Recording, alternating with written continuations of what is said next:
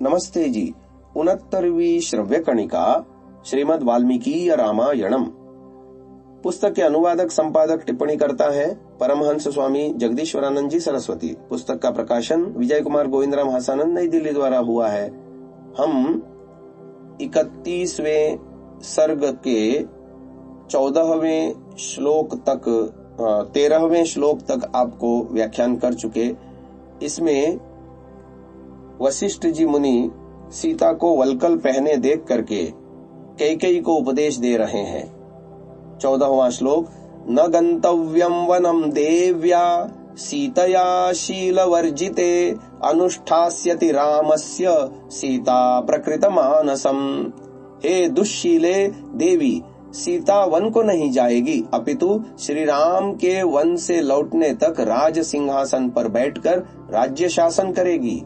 15वां श्लोक, अथ यास्यति वैदेही वनम रामेण संगता वयमप्यनुयास्यामः पुरं चेदम गमिष्यति।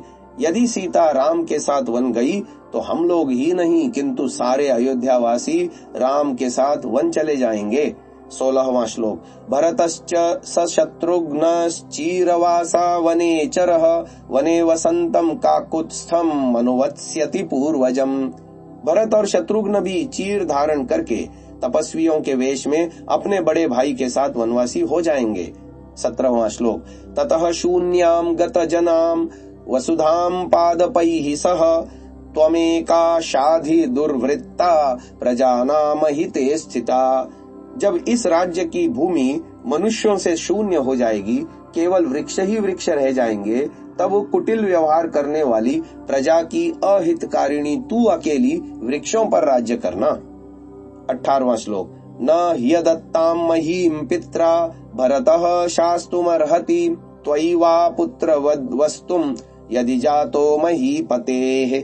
महाराज द्वारा अप्रसन्नता पूर्वक प्रदत्त इस राज्य को भरत यदि वह महाराज का पुत्र होगा तो कभी भी ग्रहण नहीं करेगा और न तेरे साथ पुत्रवत व्यवहार करेगा। 19वां श्लोक, यद्यपि त्वं क्षितितलाद् गगनं चोत्पतिष्यति पितृवंश चरित्रज्ञः सोऽन्यथा न करिष्यति। भले ही तुम पृथ्वी छोड़ आकाश में चली जाओ अर्थात मर जाओ, तो भी अपने कुल के आचार को जानने वाला भरत कुलाचार के विरुद्ध आचरण कभी न करेगा। 20वां श्लोक, तत्त्वया पुत्र गर्धिन्या पुत्रस्य कृतम अप्रियम लोके ही न स विद्यते यो न रामम अनुव्रतः। तुम भरत की भलाई सोच उसे राज्य दिला रही हो, परंतु तुम उसका अप्रिय ही कर रही हो, क्योंकि लोक में ऐसा कोई भी नहीं है जो श्री राम का अनुगामी न हो। 21वां श्लोक, द्रक्ष्यस्यद्यैव कैकेयी पशुव्याल मृगा द्विजान गच्छतः सह रामेण पादपांश्च तदुन्मुखान। मनुष्यों की तो बात ही क्या, तुम देखोगी कि पशु, सर्प, मृग और पक्षी भी श्री राम के साथ वन जाएंगे। वृक्ष भी राम को जाते देख उनके साथ स्नेह में आसक्त हो उनकी ओर झुक जाएंगे। 22वां श्लोक, अथोत्तमान्याभरणानि देवी देहि स्नुषायै व्यपनीय चीरम न चीरमस्याः प्रविधीयेतेति न्यवारयत्तद्वसनं वसिष्ठः। हे देवी, चीर को हटाकर अपनी वधू को उत्तम वस्त्र और आभूषण दो, यह सीता चीर पहनने योग्य नहीं है। इस प्रकार कहकर वशिष्ठ जी ने सीता को चीर धारण कराने के लिए मना किया। 23वां श्लोक, एकस्य रामस्य वने निवासः त्वया वृतः कैकेय राजपुत्री विभूषितेयं प्रतिमर्क नित्या वसत्वरण्ये सह राघवेन। हे कैकेयी राजपुत्री, तुमने अकेले राम के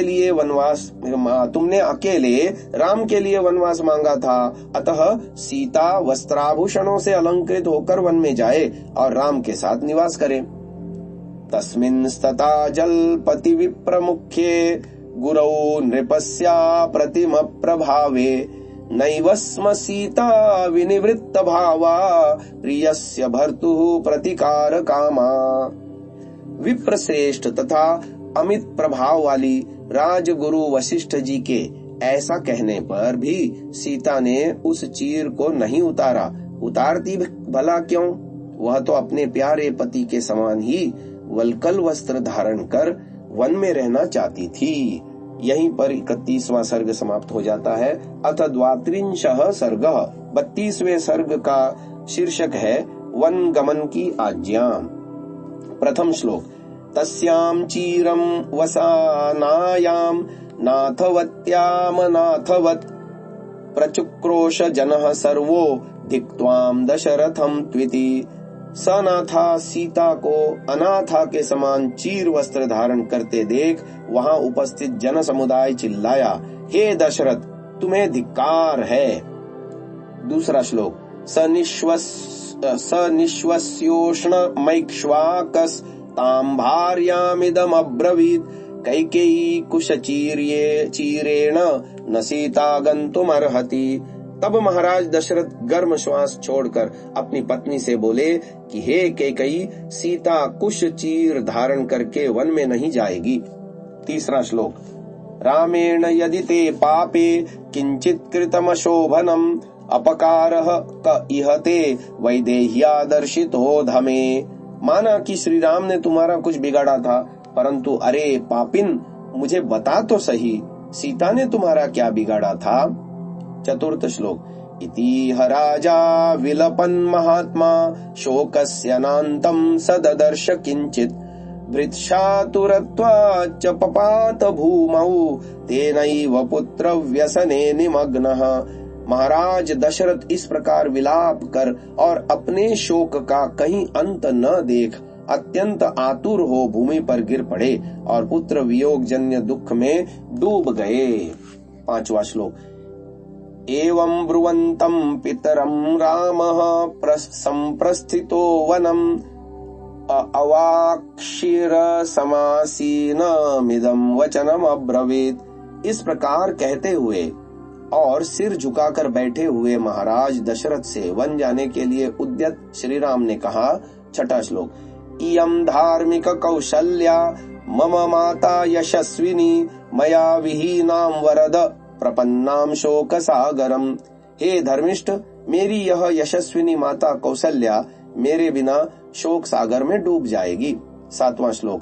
अदृष्ट पूर्व व्यसनाम भूयः सम्मन्तुमर्हसि पुत्र शोकम यथा नर्छेत् त्वया पूज्येन पूजिता। इन्होंने पहले कभी दुख नहीं देखा, यह अत्यंत सम्मान के योग्य है। आप पूज्य हैं, आप इसका ऐसा सम्मान करें जिससे इन्हें पुत्र शोक न होने पावे।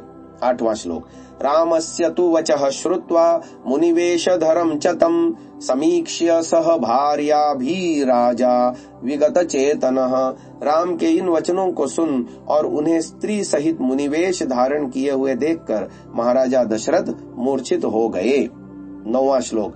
स मुहूर्तमिवा संज्ञो दुखितश्च महीपतिः विललाप महाबाहु राममेवानुचिन्तयन्। एक मुहूर्त अचेत रहकर महाबाहु दशरथ दुखित हो राम का स्मरण कर अनेक प्रकार से विलाप करने लगे। 10वां श्लोक। मन्ये खलु मया पूर्वं विवत्सा बहवः कृताः प्राणिनो हिंसिता वापि तस्मादिदमुपस्थितम्। प्रतीत होता है कि मैंने पूर्व जन्म में बहुत सी गायों को उनके बछड़ों से अलग कर दिया था अथवा बहुत से प्राणियों का वध किया था, इसी से मेरे ऊपर यह दुख आन पड़ा है। 11वां श्लोक। एवं मुक्त्वा तु वचनम बाष्पेण पिहिते क्षणः रामेति सकृद्देवोक्त्वा व्याहर्तुं न शशाकः। ऐसा कहकर महाराज के नेत्रों में आंसू भर आए। उन्होंने एक बार राम ऐसा कहा, किंतु इसके आगे वे कुछ भी न बोल सके। 12वां श्लोक। संज्ञां तु प्रतिलभ्यैव मुहूर्तात् स महीपतिः नेत्राभ्यामश्रुपूर्णाभ्याम सुमंत्रमिदम् अब्रवीत्। थोड़ी देर में जब महाराज सचेत हुए तब उन्होंने आंखों में आंसू भरकर सुमंत्र से कहा। इससे आगे की चर्चा हम आपको आने वाली श्रव्य कणिका में सुनाएंगे। इसे यहीं विराम देते हैं। ओम